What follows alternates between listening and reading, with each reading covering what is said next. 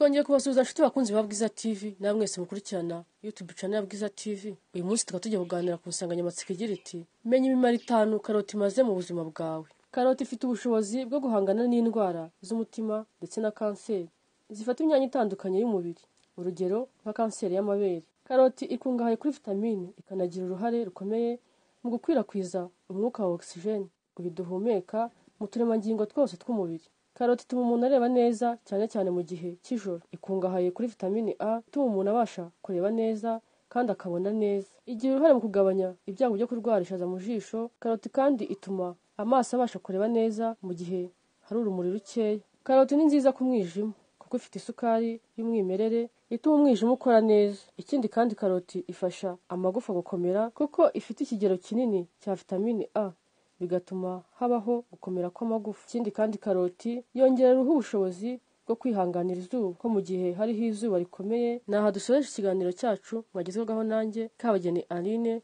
kuri Bwiza TV.